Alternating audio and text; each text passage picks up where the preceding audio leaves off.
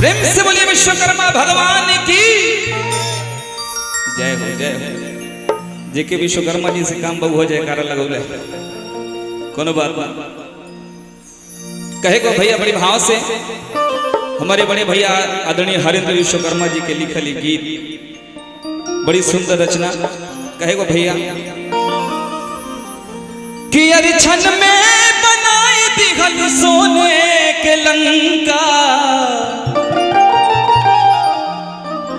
हर छन में बनाई दिखल सोने के लंका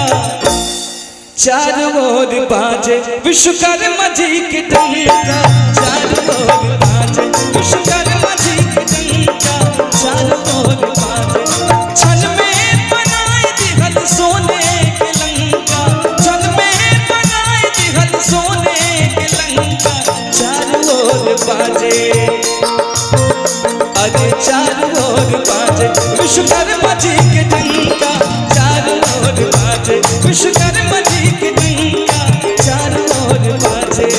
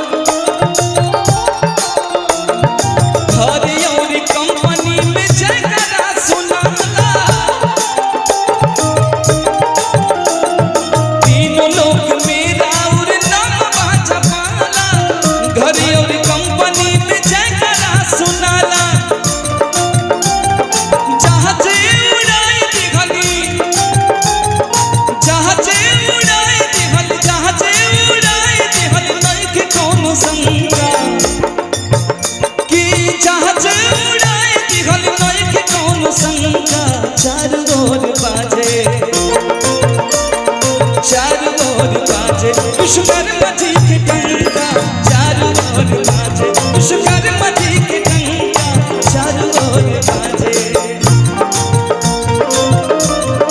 क्या बात जय हो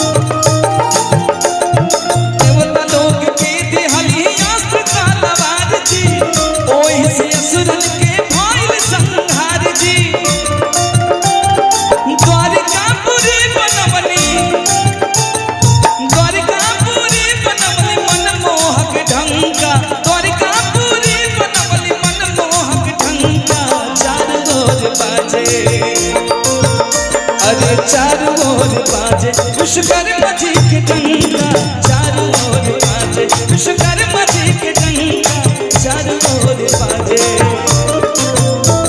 क्या बात क्या हो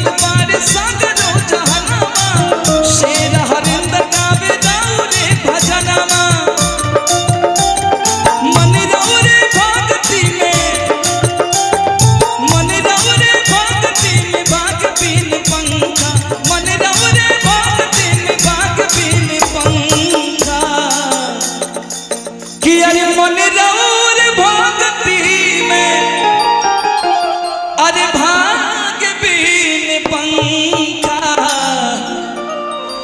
कि अरे चारों ओर बाजे विश्वकर्मा जी के टंका,